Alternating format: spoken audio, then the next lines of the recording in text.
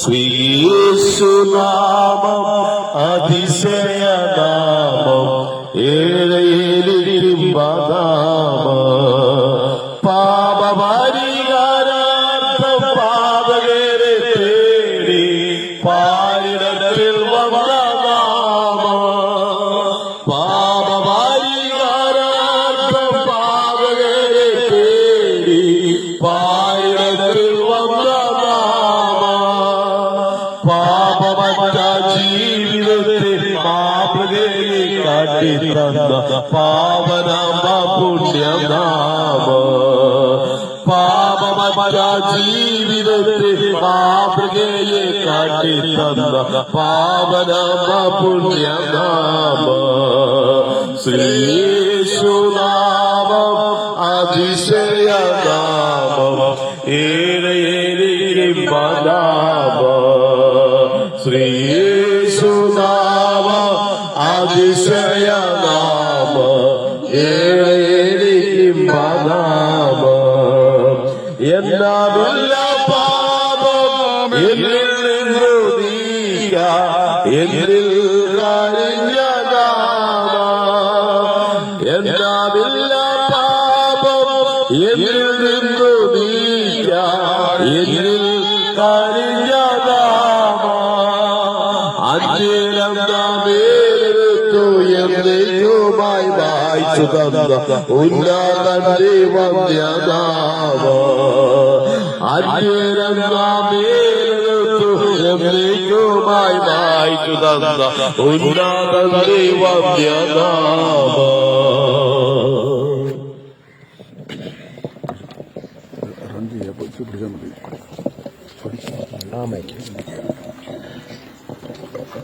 ഞങ്ങളുടെ എല്ലാ ബഹുമാന്യ ശ്രോതാക്കൾക്കും കർത്താവായ യേശുക്രിസ്തുവിന്റെ വിലയേറിയ നാമത്തിൽ ഞങ്ങൾക്കുള്ള സ്നേഹവന്ദനം ഈ സമയത്ത് ഞങ്ങൾ പ്രകാശിപ്പിക്കുന്നു. സാക്ഷര കേരളമെന്നും സുന്ദര കേരളമെന്നും അറിയപ്പെടുന്ന ദൈവത്തിന്റെ നാട് എന്ന് വിളിക്കപ്പെടുന്ന നമ്മുടെ ഈ കൊച്ചു കേരളം ക്യാൻസർ രോഗം പോലെ പടർന്ന് പന്തലിച്ചുകൊണ്ടിരിക്കുന്ന മരണകരമായ ഒരു ദുർവ്യാധിയുടെ പിടിയിൽ അമർത്തപ്പെട്ടിരിക്കുകയാണ്. ആ വ്യാധി എന്ന് പറയുന്ന ഈ നാളുകളിലായി വർത്തമാന പത്രങ്ങളിലും ടെലിവിഷനിലും സോഷ്യൽ മീഡിയ നെറ്റ്വർക്ക് വഴിയുമായി നാം കാണുകയും വായിക്കുകയും കേൾക്കുകയും ചെയ്യുന്ന മദ്യം, മയക്കുമരുന്ന്, മരിജുവാന, MDMA പോലെയുള്ള മാരകമായിരുന്ന വിഷവസ്തുക്കളുടെ വ്യാപാരവും നമ്മുടെ യുവതലമുറ വളരെ ആകസ്മികമായ നിലയിൽ അതിന് വശംവരായി തീർന്നിട്ട് വഷളായ ഒരു ലോകത്തേക്ക് പലായനം ചെയ്യുന്നതുമായിട്ടുള്ള സംഗതിയാണ്. വളരെ വല്ലാത്ത ഒരു സാഹചര്യത്തിലേക്ക് ആയിരിക്കുന്നു. സ്വന്തം മകൻ അമ്മയെ ബലാത്സംഗം ചെയ്യുന്നു, പിഞ്ച് കുഞ്ഞിന്റെ കഴുത്ത് അറുത്ത് അതിനെ കൊല്ലുന്നു, അയൽവാസിയുമായി തർക്കമുണ്ടാക്കി അവനെ കുത്തിക്കൊല്ലുന്നു. മരണകരമായ ഈ പ്രയാസങ്ങൾക്ക് കാരണമായി തീരുവാൻ മനുഷ്യന്റെ മസ്തിഷ്കത്തെ പൈശാചികമായ ഒരു വ്യാപാര ശക്തിക്ക് പണയം വെച്ചിട്ട് മനുഷ്യൻ ദൈവസേനയിൽ ഏറ്റവും ശാപകരമായ ഇത്തരം പ്രവർത്തനങ്ങൾക്ക് വിധേയപ്പെട്ടുകൊണ്ടിരിക്കുന്നു. വാസ്തവത്തില് നമ്മുടെ ഭാരതത്തിലെ ഏറ്റവും വിദ്യാസമ്പന്നമായ കൊച്ചു കേരളത്തിൽ ഏതാണ്ട് 100% സാക്ഷരത ഉണ്ട് എന്ന് അവകാശപ്പെടുന്ന നമ്മുടെ ഈ സ്ഥലത്ത് ഈ നിലയിലുള്ള വൈകൃതങ്ങളായിട്ടുള്ള പ്രകൃതങ്ങളിലേക്ക് നമ്മുടെ യുവതലമുറ വഴുതി വീഴുന്നത് സങ്കടകരമായ ഒരനുഭവം തന്നെയാണ്. പല വീടുകളിലും മാതാപിതാക്കൾക്ക് സ്വസ്ഥതയില്ല. കഴിഞ്ഞ ദിവസം നാം വർത്തമാന പത്രങ്ങളിൽ വായിച്ചു, സ്വന്തം മകൻ MDMA പോലെയുള്ള, കഞ്ചാവ് പോലെയുള്ള വളരെ മോശപ്പെട്ട ലഹരി വസ്തുക്കൾക്ക് അടിമയായി ഒരു നിലയിലും വീട്ടിൽ നിയന്ത്രിക്കാൻ കഴിയാത്ത സാഹചര്യം വന്നപ്പോൾ പെറ്റു വളർത്തിയ സ്വന്തം മാതാവ്, യുവതിയാകുന്ന മാതാവ് പോലീസിനെ വിളിച്ച് സ്വന്തം മകനെ പോലീസിന്റെ കയ്യിൽ ഏൽപ്പിച്ചു കൊടുത്ത ഭയാനകമായ രംഗം വരെ നാം സാക്ഷ്യം കണ്ടു കഴിഞ്ഞു. പ്രിയമുള്ളവരെ, ആകെപ്പാടെ വല്ലാത്തൊരു അസ്വസ്ഥതയിലാണ് നമ്മുടെ ഈ കൊച്ചു കേരളം ഇപ്പോൾ ആയിരിക്കുന്നത്. കേരളം മാത്രമല്ല, ഒരു ഭാഗത്ത് ഇവിടെ ഈ നിലയിലുള്ള മാസ്മരികമായ പ്രശ്നങ്ങൾക്ക് മനുഷ്യൻ വശംവദനായി പാപത്തിന്റെ നീരാളിപ്പിടുത്തത്തിൽ മനുഷ്യൻ അകപ്പെട്ട് ഭാവിയെ സംബന്ധിച്ച് ആശങ്കാകുലരായി മനുഷ്യൻ മുമ്പോട്ട് പോകേണ്ട ദുസ്ഥിതി സംജാതമായിക്കൊണ്ടിരിക്കുകയാണ്. മറുഭാഗത്ത് ലോകത്തിന്റെ നാനാഭാഗങ്ങളിൽ അതിഭയാനകമായ സംഭവ വികാസങ്ങൾ അരങ്ങേറിക്കൊണ്ടിരിക്കുന്നു. ഗസായുടെ പ്രദേശങ്ങളിൽ നിന്ന് ആവർത്തിച്ച് ഇസ്രായേലിലേക്ക് വന്നു വീഴുന്ന മിസൈലുകൾക്ക് പ്രത്യുപകാരം എന്ന നിലയിൽ ഇസ്രായേല് ഗാസ പ്രദേശങ്ങളിൽ നിരന്തരമായിരുന്ന യുദ്ധസന്നാഹങ്ങൾ നടത്തിക്കൊണ്ടിരിക്കുന്നു. ആയിരക്കണക്കിന് നിഷ്കളങ്കരായ നിരപരാധികളായ ആളുകൾ മരണവക്രത്തിലേക്ക് വഴുതി വീണുകൊണ്ടിരിക്കുന്നു. ഒരളവ് പറഞ്ഞു കഴിഞ്ഞാൽ സമാധാനം എന്ന് പറയുന്നത് മനുഷ്യന്റെ ജീവിതത്തിൽ ഇല്ലാത്തൊരു സാഹചര്യത്തിലേക്ക് മനുഷ്യൻ വഴുതി വീഴുകയാണ്. എന്തുകൊണ്ടാണ് ഈ അസന്തുഷ്ടിയും ഈ അസമാധാനവും മനുഷ്യന് ഉണ്ടായിക്കൊണ്ടിരിക്കുന്നത്? എന്താണ് മനുഷ്യന്റെ ഈ ഭയാനകമാകുന്ന വ്യതിചലനത്തിന്റെ അടിസ്ഥാനമായ കാരണം? എന്തുകൊണ്ട് നമ്മുടെ കുഞ്ഞുങ്ങളെ നേർവഴിയിൽ വളർത്തിക്കൊണ്ടുവരുവാൻ നമ്മൾ ആഗ്രഹിച്ചിട്ടും നമ്മുടെ കുഞ്ഞുങ്ങൾ വഴിതെറ്റിപ്പോകുന്നു? എന്തുകൊണ്ട് യുവതലമുറ ഇതുപോലെയുള്ള മാരകമായിരുന്ന വിഷവസ്തുക്കൾക്ക് അടിമകളായിത്തീരുന്നു? ആഹാരം വെടിയുന്നു, ഭാവിയെക്കുറിച്ച് ചിന്തയില്ലാതെ പോകുന്നു, പൈശാചികമാകുന്ന ജീവിത സാഹചര്യങ്ങളിലേക്ക് യുവതലമുറകൾ വഴുതി വീഴുന്നു. ഇവിടെ ആൺപെൺ വ്യത്യാസമില്ല. നമ്മൾ സ്കൂളുകളിലേക്കൊക്കെ നമ്മുടെ കുഞ്ഞുങ്ങളെ പറഞ്ഞയക്കുമ്പോൾ വാസ്തവത്തിൽ നമ്മൾ വളരെ പ്രത്യാശയോടെയാണ് ഈ കുഞ്ഞുങ്ങളെ പറഞ്ഞയക്കുന്നത്. നാളെയുടെ ഭാവിയുടെ ഭാഗതയുമായി തീരേണ്ട യുവതലമുറ ഇതുപോലെയുള്ള മാസ്മരികമായ വിഷവസ്തുക്കൾക്ക് അടിമപ്പെട്ടിട്ട് അവരുടെ ജീവിതം നശിക്കുന്നത് മാത്രമല്ല, മാതാപിതാക്കളുടെ എല്ലാ ആശയ്ക്കും ഭംഗം വരുത്തിക്കൊണ്ട് ഭാവിയെ സംബന്ധിച്ചുള്ള എല്ലാ പ്രത്യാശയും നശിപ്പിച്ച് വികൃതമായ രീതിയിൽ മനുഷ്യൻ പുരോഗമിച്ചുകൊണ്ടിരിക്കുകയാണ്. സാംസ്കാരികമായ ലോകം വളരെ വളർന്നു കഴിഞ്ഞു എന്ന് പറയുമ്പോഴും വിദ്യാഭ്യാസപരമായി ഏറ്റവും ഉന്നതിയെ മനുഷ്യൻ പ്രാപിച്ചു എന്ന് അവകാശപ്പെടുമ്പോഴും മനുഷ്യന്റെ ജീവിതത്തിൽ ആവശ്യമായിരിക്കുന്ന മാറ്റങ്ങൾ അവനെ വരുത്തുവാനായിട്ട് സാധിക്കുന്നില്ല. വിദ്യാഭ്യാസം അവനെ നല്ലവനാക്കി തീർക്കുന്നില്ല. സാംസ്കാരികമായ മുന്നേറ്റം മനുഷ്യനെ നല്ലവനാക്കി തീർക്കുന്നില്ല. സാമൂഹികമായിരിക്കുന്ന ഗുണോപദേശങ്ങൾ ഒരിക്കലും മനുഷ്യനെ നന്നാക്കുന്നില്ല. മനുഷ്യനെ നന്നാക്കാൻ എങ്ങനെ സാധിക്കും?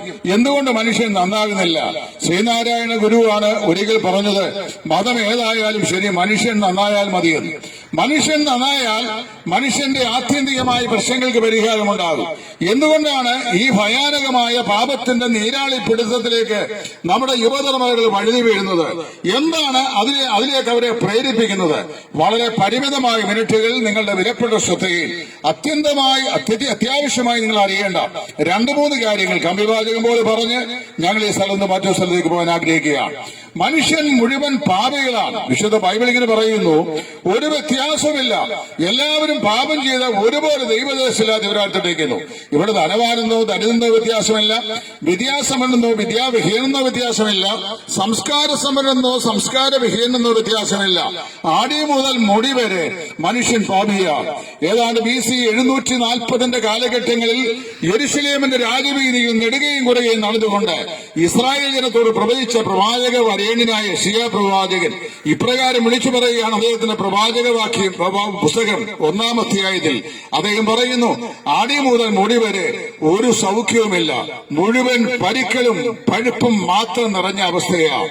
പ്രിയപ്പെട്ടവരെ, മനുഷ്യന്റെ ഹൃദയം പാപം എന്ന് പറയുന്ന മാസ്മരികമാകുന്ന ശക്തിയുടെ വലയത്തിൽ അകപ്പെട്ടിരിക്കുകയാണ്.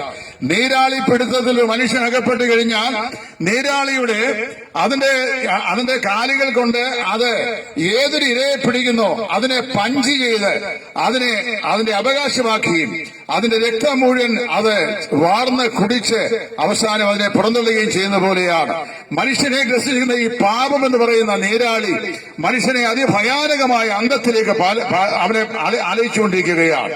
വാസ്തവത്തില് ഇവിടുത്തെ കള്ളുഷാപ്പുകൾ, ഇവിടുത്തെ മദ്യശാലകൾ, ഇവിടുത്തെ കടകൾ, ഇവിടെ കഞ്ചാവ് വിൽക്കുന്ന കേന്ദ്രങ്ങൾ, അതിന്റെ ഏജൻസികളായി പ്രവർത്തിക്കുന്നവർ, ഇവരെല്ലാവരും വാസ്തവത്തിൽ യോഗ്യമല്ലാത്ത മാർഗത്തിലൂടെ പണമുണ്ടാക്കണമെന്ന തൃഷ്ണയിൽ വാസ്തവത്തിൽ യുവതലമുറയ്ക്ക് ഇതൊക്കെ വ്യാപാരം ചെയ്ത് അവരുടെ ഭാവിയെ കൂടെ അടിമുടി കീഴ്മേൽ മറിക്കുകയാണ്. പ്രിയമുള്ളവരെ, മനുഷ്യൻ ഒരിക്കലും സംതൃപ്തനായി തരുന്നില്ല. മനുഷ്യൻ ആഗ്രഹിക്കുന്ന സുഖ സൗകര്യങ്ങൾ കെട്ടിപ്പടുക്കുവാൻ അവന്റെ ദൈനംദിനയുള്ള പ്രയത്നങ്ങൾ കൊണ്ട് മനുഷ്യൻ പരിശ്രമിക്കുന്നുവെങ്കിലും ആത്യന്തികമായി അവന്റെ ഹൃദയത്തെ സന്തോഷിപ്പിക്കാൻ കഴിയുന്ന, ആത്യന്തികമായി അവന്റെ പ്രശ്നങ്ങൾക്ക് പരിഹാരം നിർദ്ദേശിക്കുന്ന, ആത്യന്തികമായി മനുഷ്യന്റെ ഹൃദയത്തിന് സംതൃപ്തി നൽകുന്ന യാതൊരു പരിഹാരമാർഗവും ഇന്നേ വരെ ലോകത്തിൽ ആർക്കും നിർദ്ദേശിക്കുവാനായിട്ട് സാധിക്കുന്നില്ല. ഇവിടെയാണ് മനുഷ്യന്റെ ആത്യന്തികമായ പ്രശ്നം എന്താണെന്ന് കൂലങ്കക്ഷമായി ഞാനും നിങ്ങൾ മനസ്സിലാക്കേണ്ടത്. ഞാൻ മുമ്പേ ഓർപ്പിച്ച പോലെ മനുഷ്യന്റെ ആത്യന്തികമായ പ്രശ്നം അവന് പണമില്ല എന്നുള്ളതല്ല. മിക്കവാറും ആളുകൾക്കെല്ലാം പണമുണ്ട്. ഇന്ന് കൂലിപ്പണിക്ക് പോയാലും ഞങ്ങളുടെയൊക്കെ ദേശത്ത് 1000 രൂപ രാവിലെ 9 മുതൽ 4 വരെ പണം കൊടുക്കാറുണ്ട്. 1000 രൂപ ധാരാളം മതി ഒരു മനുഷ്യന് സാമാന്യ ജീവിതം നയിക്കാനായിട്ട്. അപ്പൊ സാധാരണക്കാരനായ കൂലിവേലക്കാരനും 1000 രൂപ ശമ്പളം കിട്ടും. 25 ദിവസവും നിരന്തരമായി ജോലി ചെയ്താൽ 25,000 രൂപ കിട്ടും. ഒരു വർഷം ഒരു വീട് കഴിഞ്ഞു പോകാൻ അത് ധാരാളം മതി. മറ്റനേക മാർഗങ്ങളിലൂടെ മനുഷ്യ എത്രയോ പണമുണ്ടാക്കുന്നു. പണം ഇല്ല എന്നുള്ളതല്ല മനുഷ്യന്റെ ആത്യന്തികമായ പ്രശ്നം. മനുഷ്യന്റെ പ്രശ്നം അവന് അരിയില്ല, തുണിയില്ല, പണമില്ല, പാർപ്പിടമില്ല എന്നുള്ളതല്ല. മനുഷ്യന്റെ ആത്യന്തികമായ പ്രശ്നം അവന് സമാധാനമില്ല എന്നുള്ളതാണ്. സമാധാനമില്ലാത്ത മനുഷ്യനാണ് ഈ താൽക്കാലികമായ സുഖ സൗകര്യാദികൾക്ക് വേണ്ടി, താൽക്കാലികമായ മനസ്സിന്റെ അനുഭൂതിക്ക് വേണ്ടി മനുഷ്യൻ കണ്ടുപിടിച്ച മാരകമായ ഇത്തരം വിഷയങ്ങൾക്ക് അടിമകളായി തീരുന്നത്. പ്രിയമുള്ളവരെ, മനുഷ്യന്റെ ആത്യന്തികമായ സമാധാനം അത് ഏദൻ പർദീസിൽ വെച്ച് മനുഷ്യൻ നഷ്ടപ്പെടുക. അതായത് ദൈവം സൃഷ്ടിച്ച മനുഷ്യൻ അവൻ പാപത്തിന്റെ നീരാളിപ്പിടുത്തത്തിൽ അകപ്പെട്ടു പോയിട്ട് പരിശുദ്ധനായി ദൈവത്തിൽ നിന്ന് അകന്ന് തന്റെ സ്വന്തം പ്രയത്നം കൊണ്ട് അവൻ ആഗ്രഹിക്കുന്ന ലക്ഷ്യത്തിൽ എത്തിച്ചേരാം എന്ന് വ്യാമോഹിച്ചുകൊണ്ട് സ്വയമേവ പ്രവർത്തിക്കാൻ തുടങ്ങി. അന്ന് തുടങ്ങിയാണ് മനുഷ്യന്റെ ഏറ്റവും വലിയ പരാജയങ്ങൾ. ഒരു മനുഷ്യനും വാസ്തവത്തിൽ സമാധാനമില്ല. നിങ്ങൾ ഏറ്റവും ധനാഢ്യനായ മനുഷ്യനെയും സൂക്ഷ്മമായി ഒന്ന് പരിശോധിച്ചു നോക്കൂ. അവന്റെ മുഖത്തേക്ക് നോക്കിയാൽ ആർക്കും വർണ്ണിക്കാൻ കഴിയാത്ത, വിവരിക്കാൻ കഴിയാത്ത ഒരു മ്ലാനത അവന്റെ മുഖത്ത് കാണും.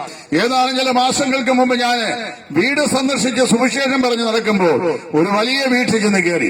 കാശികാരനായ ഒരു വലിയ മനുഷ്യൻ മധ്യതിരുവിതാംകൂറിലുള്ളതാണ്. അദ്ദേഹത്തിന്റെ വീട്ടിൽ ചെന്ന് കഴിഞ്ഞപ്പോൾ അദ്ദേഹത്തോട് പറഞ്ഞു, ഞാൻ സാറിന്റെ ഈ സോഷ്യൽ മീഡിയ ആക്ടിവിറ്റീസ് ഒക്കെ കാണാറുണ്ട്, കേൾക്കാറുണ്ട്. ഞാൻ അങ്ങേ ഒന്ന് കോണ്ടാക്ട് ചെയ്യാനായിരിക്കുകയായിരുന്നു. ഞാൻ ചോദിച്ചു, എന്താ വിഷയം? അദ്ദേഹത്തിന് ഒരേ ഒരു മകനേ ഉള്ളൂ. ബഹുസമ്പന്നനായ ഒരു മനുഷ്യൻ, വേണ്ടുവോളം പണമുള്ള മനുഷ്യൻ, ഏക്കർ കണക്കിന് വസ്തുവുള്ളവൻ, രാജപ്രൗഢിയിൽ മനോഹരമായ വീട് വെച്ച് മനോഹരമായ വില കൂടിയ കാറുകൾ വാങ്ങി സമ്പൽ സമൃദ്ധമായി ജീവിക്കുന്ന മനുഷ്യൻ. അദ്ദേഹത്തിന്റെ കുടുംബജീവിതത്തിൽ ഒരേ ഒരു മകനേ ഉള്ളൂ. ആ മകനെ എഞ്ചിനീയറിംഗിന് പഠിപ്പിക്കാൻ വേണ്ടി വിട്ടു. ആദ്യത്തെ ഒരു വർഷം ഉഴപ്പിത്തിരിഞ്ഞ് അവൻ അവിടെ കഴിഞ്ഞ ശേഷം മടങ്ങി വീട്ടിലേക്ക് വന്നു. തല്ലിക്കൊന്നാൽ അവൻ മടങ്ങി പോകുകയില്ല. അവനെ ഒരു നിലയിലും കറക്റ്റ് ചെയ്യാൻ പറ്റുകയില്ല. പിതാവിനെ അനുസരിക്കുകയില്ല, മാതാവിനെ അനുസരിക്കുകയില്ല. അതുകൊണ്ട് എന്ത് ചെയ്യണം? ദൈവദാസൻ അതവനോട് കർത്താവിനെ കുറിച്ച് ഒന്ന് പറഞ്ഞ് മനസ്സിലാക്കണം എന്ന് എന്നോട് പറഞ്ഞു. പ്രിയമുള്ളവരെ, ഞാൻ പറയുന്നത് ചോദിച്ചു കഴിഞ്ഞാൽ പല ഭവനങ്ങളിലും അവർക്ക് വേണ്ടുന്നതെല്ലാം ഉണ്ട്, എന്നാൽ അനിവാര്യമായത് ഒന്നില്ല. അതെന്താണ്? പണമുണ്ട്, പ്രതാപമുണ്ട്, ഉന്നതമായ വീടുകളുണ്ട്, വില കൂടിയ കാറുകളുണ്ട്, വില കൂടിയ വസ്ത്രങ്ങളുണ്ട്, ജീവിത സൗകര്യങ്ങളുണ്ട്, അനുകൂലമായ ജീവിത സാഹചര്യങ്ങളുണ്ട്. ഇതെല്ലാം ഉണ്ടെങ്കിലും ഒരു വസ്തു മനസ്സിലാക്കണം, മനുഷ്യൻ ആത്യന്തികമായി ആവശ്യമായത് മനുഷ്യനില്ല. അതുകൊണ്ടാണ് ദൈവത്തെ കൊണ്ടല്ലാതെ മറ്റാരെ കൊണ്ട് നിറയ്ക്കാൻ കഴിയാത്തൊരു ശൂന്യതാബോധം ഏതൊരു മനുഷ്യന്റെയും ഹൃദയത്തിന്റെ അകത്ത് തളം കെട്ടി നിൽക്കുന്നുവെന്ന് വിദ്യാസമ്പന്നായ ഒരു ഭിഷഗ്വരൻ ഒരിക്കൽ അഭിപ്രായപ്പെട്ടിട്ടുണ്ട്. മാന്യ സുഹൃത്തുക്കളെ, ഞാൻ നിങ്ങളെ ഓർപ്പിക്കട്ടെ, ഈ വലിയ ശൂന്യത എന്ന് പറയുന്നത് പാപം മനുഷ്യനിൽ വരുത്തിയ ശൂന്യതയാണ്. മനുഷ്യവർഗം വഴുതി വീണ പാപത്തിന്റെ ഭയാനകമായ ആ കുഴിയിൽ നിന്ന് മനുഷ്യരുടെ സ്വന്തം പ്രയത്നത്താൽ കരകയറാനായിട്ട് സാധിക്കുന്നില്ല. പാപം അവന്റെ ജീവിതത്തെ അർത്ഥമില്ലാത്തതാക്കിയിരിക്കുകയാണ്, അർത്ഥരഹിതമാക്കിയിരിക്കുകയാണ്. ലക്ഷ്യബോധമില്ലാത്ത ജീവിതത്തിലേക്ക് മനുഷ്യൻ പലായനം ചെയ്തുകൊണ്ട് ഇരിക്കുകയാണ്. പാപം വാസ്തവത്തിൽ എന്ന് പറയുമ്പോൾ മോഷണം, കൊലപാതകം, വ്യഭിചാരം, മദ്യപാനം, പിന്നെ കഞ്ചാവ്, മരിജുവാന, MDMA ഇങ്ങനെ ആസ്വദിക്കുന്ന കാര്യങ്ങളാണ് പാപമെന്ന് ഞാനും നിങ്ങളും പലപ്പോഴും വിവരിക്കുന്നത്. വാസ്തവത്തിൽ അതല്ല പാപം. ആ പറയപ്പെട്ട പാവങ്ങളെ ഒക്കെ നമ്മെ കൊണ്ട് ചെയ്യിക്കുന്ന ഏതോ ഒരു അദൃശ്യമായ ശക്തി, പ്രകൃതി ശക്തി, ഒരു പ്രാകൃതമായ ശക്തി ഏത് മനുഷ്യന്റെയും ഉള്ളിന്റെ ഉള്ളിൽ സ്ഥിതി ചെയ്യുന്നുണ്ട്. അതിനെയാണ് പാപം എന്ന് പറയുന്നത്. വിശുദ്ധ വേദപുസ്തകം ഇങ്ങനെ പറയുന്നു, പാപം ചെയ്യാതെ നന്മ മാത്രം ചെയ്യുന്ന ഒരു നീതിമാനും ഈ ഭൂമിയിലില്ല. ലോകത്തിലെ എല്ലാ മനുഷ്യരും ജനിച്ചത് പാപത്തിലാണ്, എല്ലാ മനുഷ്യരും ജീവിക്കുന്ന പാപത്തിലാണ്. മനുഷ്യന്റെ ചിന്ത പാപം, നിരൂപണങ്ങൾ പാപം, മനുഷ്യന്റെ വാക്കുകൾ പാപം, മനുഷ്യന്റെ പ്രവൃത്തികൾ പാപം. പാപം ചെയ്യാതെ ഞാൻ നന്മ ചെയ്യുന്ന നീതിമാനാണെന്ന് അവകാശപ്പെടാൻ ഭൂമിയിൽ ഒരു മനുഷ്യനും സാധിക്കത്തില്ല. കാരണം എല്ലാ മനുഷ്യരും പാപികളാണ്. 51-ാം സങ്കീർത്തനം 5-ാം വാക്യത്തിൽ ഇസ്രായേൽ രാജ്യം ഭരിച്ച ധന്യനായ ദാവീദ് രാജാവ് ഇപ്രകാരം എഴുതി വെച്ചിട്ടുണ്ട്, ഇതാ കൃത്യത്തിൽ ഒരു ഭായി പാപത്തിൽ എന്റെ അമ്മ എന്നെ ഗർഭം ധരിച്ചു. പ്രിയമുള്ളവരെ, ജാതി, മത, വർഗ, രാജ്യ ഭേദ വ്യത്യാസമില്ലാതെ ലോകത്തിലെ എല്ലാ മനുഷ്യ മനുഷ്യരും ജന്മനാ തന്നെ പാപികളാണെന്ന് വിശുദ്ധ വേദപുസ്തകം പറയുന്നു. വേദപുസ്തകം മാത്രമല്ല, ഈശ്വര വിശ്വാസത്തിൽ അധിഷ്ഠിതമായ എല്ലാ മതങ്ങളും മനുഷ്യനെ പഠിപ്പിക്കുന്ന അടിസ്ഥാനമായ ഘടകമാണ് മനുഷ്യൻ ജന്മനാ പാപിയാണ് എന്നുള്ളത്. പാപോഹം പാപകർമ്മോഹം പാപാത്മാ പാപസംഭവ എന്നാണ് ഹൈന്ദവ സ്നേഹിതർ സാധാരണയായി അവരുടെ സന്ധ്യ നാമകീർത്തനത്തിൽ അവർ സാധാരണയായി പറയാറുള്ളൂ. ജന്മം കൊണ്ടും കർമ്മം കൊണ്ടും ഈശ്വര ഞാൻ പാപിയാണെന്ന് ദൈവസ്വരം സമ്മതിക്കുകയാണ്. ഒരിക്കൽ മുഹമ്മദ് നബി പ്രസ്താവിച്ച പ്രഖ്യാപനമുണ്ട്, ആകാശത്തിന്റെ കീഴിൽ മാനവരാശിയുടെ സമാരംഭം മുതൽ ഇതുപര്യന്തം സ്ത്രീകളിൽ നിന്ന് ജനിച്ചിട്ടുള്ളവരിൽ പാപത്താൽ കളങ്കമേൽക്കപ്പെടാത്ത ഒരേ ഒരു പുരുഷകേസരി ഉണ്ടെങ്കിൽ അത് 2000 വർഷങ്ങൾക്ക് മുമ്പ് യഹൂദിയിലെ ബേത്ലഹേമിൽ ജനിച്ച് നസറേത്തിൽ വളർന്ന് ഗലീലിയ ഇസ്രായേൽ പ്രവിശ്യകളിൽ ശുശ്രൂഷ ചെയ്ത് 33 തിരുവയസ് വരെ ജീവിച്ച് 33 തിരുവയസിന്റെ അന്ത്യത്തിൽ മാനവജാതിയുടെ പാപത്തിന്റെ സംഹാരത്തിനായി കാൽവരിലെ കൊലക്കളത്തിലേക്ക് ഭാരമേറിയ കുരിശുമേന്തി നടന്നുചെന്ന് 2 കള്ളന്മാരുടെ നടുവിൽ പാപികൾക്ക് വേണ്ടി ക്രൂശിതനായി അരിമത്തിയിലെ യോസേഫിന്റെ കടലിൽ സംസ്കരിക്കപ്പെട്ട് 3-ാം ദിവസം ഉയർത്തെഴുന്നേറ്റ് ജീവിക്കുന്ന നസറേയനായ യേശു മാത്രമാണ്. അദ്ദേഹത്തിന്റെ ഭാഷ അദ്ദേഹം ഇങ്ങനെ എഴുതി വെച്ചു, സ്ത്രീകളിൽ നിന്ന് ഇന്നപര്യന്തം ജനിച്ചിട്ടുള്ള പുരുഷകേസരികളിൽ സ്ത്രീകളിൽ ഇബ്ലീസിനാൽ കുത്തപ്പെടാത്ത പാപത്തിന്റെ സ്പർശനമേൽക്കപ്പെടാത്ത ഒരേ ഒരു പുരുഷനുണ്ടെങ്കിൽ അത് മറിയമിന്റെ മകനായ നസറേയനായ യേശു മാത്രമാണ്. ഞാൻ പറഞ്ഞതിന്റെ സാരം, ലോകത്തിലെ എല്ലാ മനുഷ്യനും നിങ്ങൾ ഏത് മതത്തിൽപ്പെട്ടയാളാണെങ്കിലും ഇനി മതവിശ്വാസമില്ലാത്ത യുക്തിവാദിയോ ഈശ്വര നിഷേധിയോ ആളായിക്കൊണ്ട് നിങ്ങൾ ആര് തന്നെയായിരുന്നാലും ഞാനും നിങ്ങളും പാപികളാണ്. നാം പാപികളാണ് എന്നുള്ളതിന് തെളിവുകൾ സമർത്ഥിക്കേണ്ട ആവശ്യമില്ല. കാരണം നമ്മുടെ ഇവിടുത്തെ ഈ ജംഗ്ഷനിലേക്ക് നോക്കുക, വീടുകൾ നോക്കുക, എല്ലാ വീടുകൾക്കും വൻ മതിലുകളുണ്ട്. ആ മതിലുകൾക്ക് ഗേറ്റുകളുണ്ട്. ഗേറ്റിൽ ഗോദ്രജിന്റെ കട്ടികൂടിയ താഴുകളുണ്ട്. അതിട്ട് ലോക്ക് ചെയ്തിരിക്കുക. ഗേറ്റ് ലോക്ക് ചെയ്തിരിക്കുന്നു. വീടിന്റെ പ്രവേശന കവാടം ലോക്ക് ചെയ്തിരിക്കുന്നു. ബാക്ക് ഡോർ ലോക്ക് ചെയ്തിരിക്കുന്നു. നമ്മുടെ ഇവിടുത്തെ കച്ചവട കമ്പോളങ്ങളിലേക്ക് ചെല്ലുക, എല്ലാ ഷോപ്പുകളും സന്ധ്യാസമയത്ത് ഷോപ്പുടമ അടയ്ക്കുമ്പോൾ കട്ടിയേറിയ താഴുകൊണ്ട് അത് പൂട്ടുകയാണ്. ഇവിടെ മനുഷ്യൻ പാപിയല്ല എങ്കിൽ എന്തിന് നമ്മുടെ കടകളും വീടുകളും താഴിട്ട് പൂട്ടണം? മനുഷ്യൻ പാപിയല്ല എങ്കിൽ ഇവിടെ എന്തിന് പോലീസ് സ്റ്റേഷന്റെ ആവശ്യം? മനുഷ്യൻ പാപിയല്ല എങ്കിൽ ഇവിടെ എന്തിന് നീതിന്യായ കോടതികളുടെ വ്യവസ്ഥകളുടെ ആവശ്യമുണ്ട്? മനുഷ്യൻ പാപിയല്ല എങ്കിൽ ഇതെല്ലാം തുറന്നിട്ടാൽ മതിയല്ലോ? സാധിക്കുകയില്ല. മനുഷ്യൻ പാപിയാണെന്ന് മനുഷ്യന്റെ അനുദിന ജീവിതത്തിൽ മനുഷ്യൻ ചെയ്യുന്ന കാര്യങ്ങൾ തന്നെ നിരന്തരമായി വിളിച്ചറിയിക്കുന്നു. അപ്പൊ മനുഷ്യന്റെ അടിസ്ഥാനപരമായ പ്രശ്നം മനുഷ്യൻ പാപിയാണ് എന്നുള്ളതാണ്. ഈ പാപ പ്രശ്നം വാസ്തവത്തിൽ മനുഷ്യനെ വല്ലാതെ കുഴച്ചിരിക്കുകയാണ്. മതകർമ്മങ്ങൾ കൊണ്ട്, കുംഭസാരങ്ങൾ കൊണ്ട്, കൂതാശകൾ കൊണ്ട്, കർമാനുഷ്ഠാനങ്ങൾ കൊണ്ട്, പൂജകൾ കൊണ്ട്, ആരാധനകൾ കൊണ്ട്, ക്രിയകൾ കൊണ്ട്, അമ്പലങ്ങൾ, പള്ളികൾ, മോസ്കുകൾ സന്ദർശിക്കുന്നത് കൊണ്ട്, നിരന്തരമായി ഉപവസിക്കുന്നത് കൊണ്ട്, പ്രാർത്ഥിക്കുന്നത് കൊണ്ട്, പിന്നെ പുണ്യസ്ഥലങ്ങൾ സന്ദർശിക്കുന്നതുകൊണ്ട്, തീർത്ഥാടനങ്ങൾ ചെയ്യുന്നത് കൊണ്ട് ഒരിക്കലും മനുഷ്യന്റെ അന്തരാത്മാവിൽ ലയിച്ചമർന്നിരിക്കുന്ന പാപ സ്വഭാവത്തിന് പരിഹാരം വരുത്തുവാൻ സാധിക്കത്തില്ല. നമ്മുടെ ശരീരത്തിന്റെ പുറം ഭാഗത്താണ് പാപം ഇരിക്കുന്നത് എങ്കിൽ പിയേഴ്സ് പോലെയുള്ള മനോഹരമായ സോപ്പിട്ട് ശരീരം കുളിച്ചാൽ പാപത്തിന് പരിഹാരം ഉണ്ടാകാം. പക്ഷേ ഇവിടുത്തെ പുണ്യനദികൾ പോയി പുണ്യസ്നാനം ചെയ്തിട്ടും പാപത്തിന് പരിഹാരം ഉണ്ടാകുന്നില്ല. ഞാനൊരു ചെറിയ ദൃഷ്ടാന്തം പറയാം. ഒരിക്കലൊരു സന്യാസി അദ്ദേഹം പുണ്യതീർത്ഥങ്ങൾക്കായി വീട് വിട്ടതും കഴിഞ്ഞപ്പോൾ അദ്ദേഹത്തിന്റെ ഭാര്യ അദ്ദേഹത്തിന്റെ കയ്യിൽ ഒരു പാവയ്ക്ക കൊടുത്തു പറഞ്ഞു, അങ്ങ് പോകുന്ന എല്ലാ സ്ഥലങ്ങളിലും പുണ്യ നദികൾ അങ്ങ് കുളിക്കുന്ന സമയത്ത് ഈ പാവയ്ക്ക കൂടെ ഈ നദിയിൽ കുളിപ്പിച്ച ശേഷം ആ പാവയ്ക്ക നിങ്ങൾ സൂക്ഷിച്ചു വയ്ക്കുക. 4-5 ദിവസം കഴിഞ്ഞ് മടങ്ങി വരുമ്പോൾ പാവയ്ക്കായും നിങ്ങൾ മടക്കിക്കൊണ്ടുവരണം. അദ്ദേഹം പോയ സ്ഥലങ്ങളിലൊക്കെ പുണ്യനദികൾ അദ്ദേഹം ജലസ്നാനം ചെയ്തു, പുണ്യതീർത്ഥങ്ങൾ ചെയ്തു. പാവയ്ക്കായും ഭാര്യ പറഞ്ഞതുപോലെ കുളിപ്പിച്ചു, മടക്കി വീട്ടിൽ കൊണ്ടുവന്നു. പാവയ്ക്ക കൊണ്ട് ഒരു മനോഹരമായ ഒരു കറി ഉണ്ടാക്കി.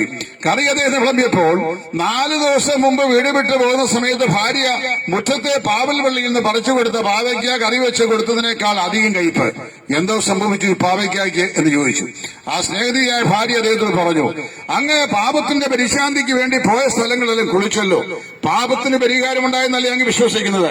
ഈ പാവയ്ക്കായ്ക്ക് ആന്തരികമായി എന്തെങ്കിലും മാറ്റം ഉണ്ടാകുമോ എന്നറിയാനാണ് ഞാൻ ഈ പാവയ്ക്ക അങ്ങയുടെ കയ്യിൽ തന്നയച്ചത്. ഈ പാവയ്ക്കായി അങ്ങ് പോയ സ്ഥലത്തിലും ആ പുണ്യസ്ഥലികൾ നിമജ്ജനപ്പെടുത്തിയല്ലോ.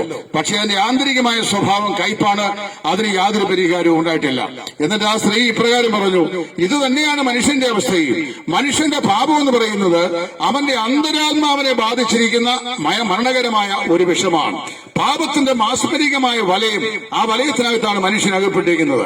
ആ മാസ്മരികമായ ശക്തിയാണ് മനുഷ്യനെ കൊണ്ട് വേണ്ടാത്ത എല്ലാ അതിക്രമങ്ങളും പാപങ്ങളും കൊലകളും കൊള്ളിവെപ്പുകളും ചെയ്യിക്കുന്നത്. അപ്പോൾ വാസ്തവത്തില് മനുഷ്യന് മാറ്റമുണ്ടാകേണ്ടത് ബാഹ്യപരമായ മാറ്റങ്ങളല്ല, സാമൂഹികപരമായ പരിവർത്തനങ്ങളല്ല, വിദ്യാഭ്യാസമാകുന്ന അധ്യയനങ്ങൾ മാത്രമല്ല, സാംസ്കാരികമായ ബുദ്ധിയുപദേശങ്ങളല്ല, തത്വശാസ്ത്രങ്ങളല്ല, മനഃശാസ്ത്ര മണ്ഡലത്തിൽ നൽകുന്ന വിദ്യാഭ്യാസം മാത്രമല്ല, മനുഷ്യന്റെ അന്തരാത്മാവിനെ അതികഠിനമായ നിലയിൽ ഗ്രസിച്ചിരിക്കുന്ന പാപ സ്വഭാവത്തിന് അല്ലെങ്കിൽ പാപത്തിന്റെ പ്രകൃതത്തിന് സാരമായ മാറ്റമുണ്ടാകണം. അതെങ്ങനെ സാധിക്കും? വിശുദ്ധ ബൈബിളിൽ പറയുന്നു, ദൈവത്താൽ നൽകപ്പെടുന്ന ഒരു പൊതുഹൃദയത്തിന്റെ അനുഭവത്തിലൂടെ മാത്രമേ പാപിയായ മനുഷ്യന്റെ അന്തരാത്മാവിനെ ഗ്രസിച്ചിരിക്കുന്ന പാപ സ്വഭാവത്തിന് മാറ്റം വരുത്തുവാൻ സാധിക്കുകയുള്ളൂ. അതെങ്ങനെ സാധിക്കും? വിശുദ്ധ ബൈബിളിൽ ഇങ്ങനെ പറയുന്നു, ദൈവത്തിന്റെ ഏകജാതനായ പുത്രൻ കർത്താവായ യേശുക്രിസ്തുവിന്റെ രക്തം സകല പാപവും പോക്കി നമ്മെ ശുദ്ധീകരിക്കുന്നു. മനുഷ്യനെ നന്നാക്കാൻ ഒരേ ഒരു മാർഗം ദൈവം കണ്ടുപിടിച്ചതാണ്. 2000 വർഷങ്ങൾക്ക് മുമ്പ് മാനവകുലത്തിന്റെ പാപത്തിന്റെ പരിഹാരത്തിനായി ദൈവം സ്വർഗത്തിൽ നയിച്ചെന്ന തന്റെ ഏകജാതനായ പുത്രൻ കർത്താവായ യേശു. ആ കർത്താവായ യേശു ലോകത്തിൽ വന്നത് പാപങ്ങൾക്ക് പരിഹാരം വരുത്താനാണ്. വിശുദ്ധ ബൈബിൾ എബ്രായലേഖനം എന്നുള്ള ലേഖനമുണ്ട്. ആ ലേഖനം എഴുതിയ ആളിങ്ങനെ പറയുകയാണ്, എന്നാൽ ലോകാവസാനത്തിങ്കൽ സ്വന്തം യാഗത്താൽ പാപങ്ങൾക്ക് പരിഹാരം വരുത്തുവാൻ അവൻ ഒരിക്കൽ പ്രത്യക്ഷനായി.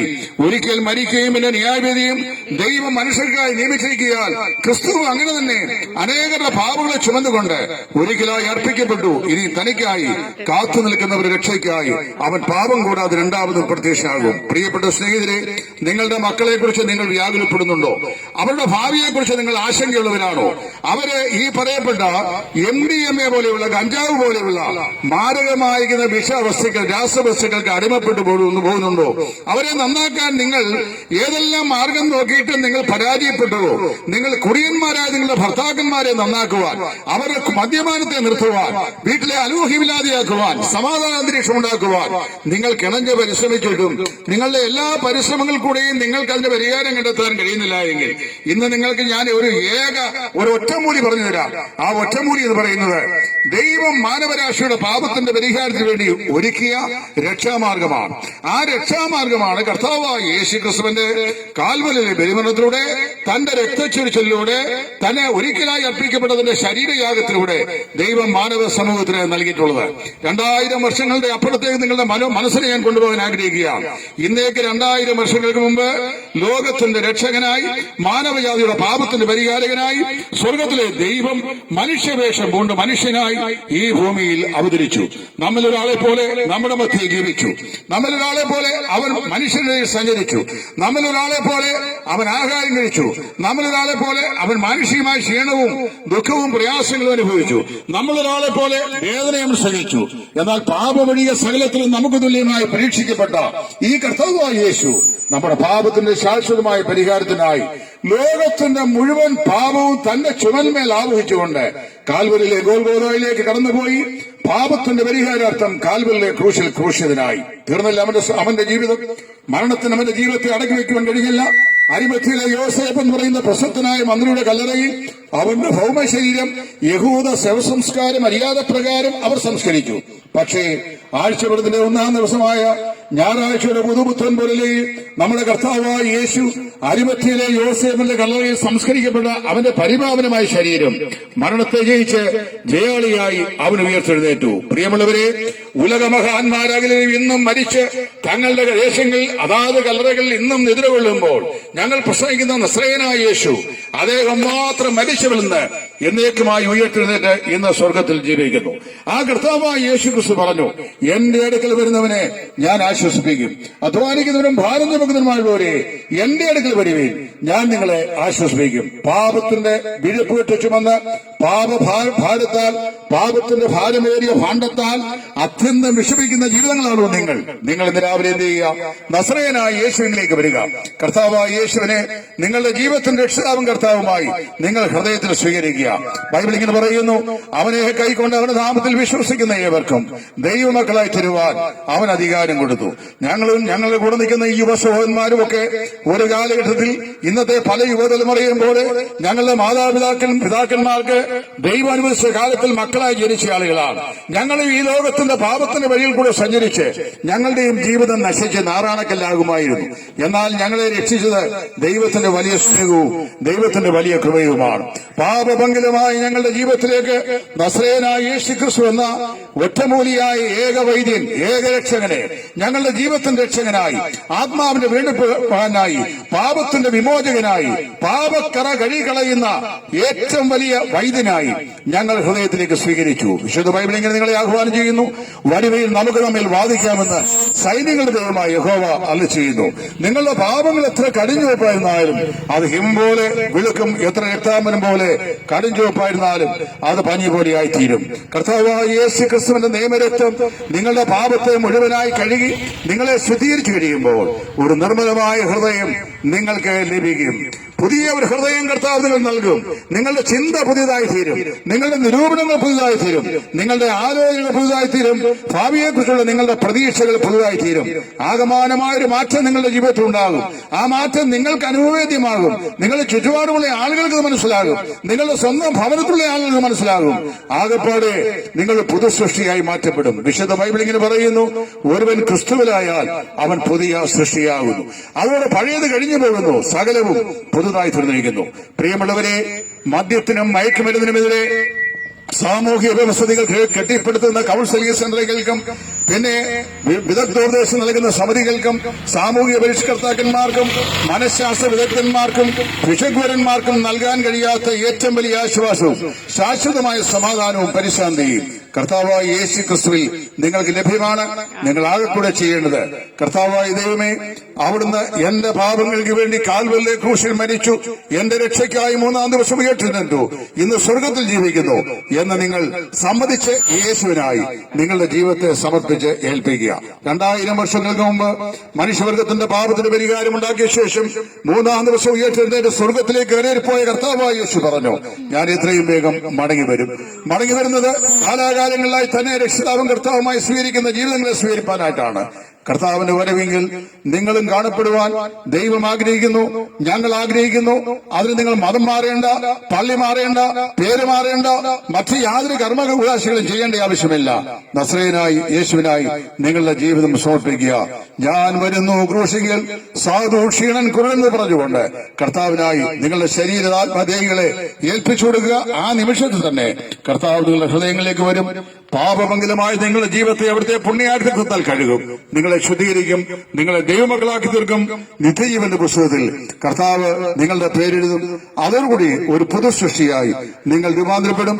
സമൂഹത്തെ നശിപ്പിക്കുന്ന നിങ്ങൾ സമൂഹത്തെ ബിൽഡ് ചെയ്യുന്ന, പണിയുന്ന ഉന്നതന്മാരായ ആളുകളായി മാറ്റപ്പെടും. നിങ്ങളെ കൊണ്ട് നിങ്ങൾക്കും നിങ്ങളുടെ ഭവനങ്ങൾക്കും നിങ്ങളുടെ ബന്ധുമിത്രാദികൾക്കും നിങ്ങൾ ഏർപ്പെടുന്ന സകല ആളുകൾക്കും നിങ്ങൾ ജീവിക്കുന്ന സമൂഹത്തിനും നിങ്ങളായിരിക്കുന്ന എല്ലാ സാഹചര്യങ്ങൾക്കും ഒരു അനുഗ്രഹമായി നിങ്ങളുടെ ജീവിതം തീരുവാൻ ഇടയായിത്തീരും. ഈ അനുഗ്രഹിക്കപ്പെട്ട അവസ്ഥയിലേക്ക് കർത്താവായ യേശു ക്രിസ്തു മുഖാന്തരം നിങ്ങളെ ഞങ്ങൾ സ്നേഹപൂർവ്വം സ്വാഗതം ചെയ്തുകൊണ്ട് ഞങ്ങളെ ശ്രവിച്ച നിങ്ങൾക്ക് എല്ലാവർക്കും ഞങ്ങൾ നന്ദി പറഞ്ഞുകൊണ്ട് ഞങ്ങളുടെ വാക്കിൽ ഇവിടെ നിർത്തുന്നു. നന്ദി, നമസ്കാരം. ദൈവം എല്ലാവരെയും അനുഗ്രഹിക്കട്ടെ.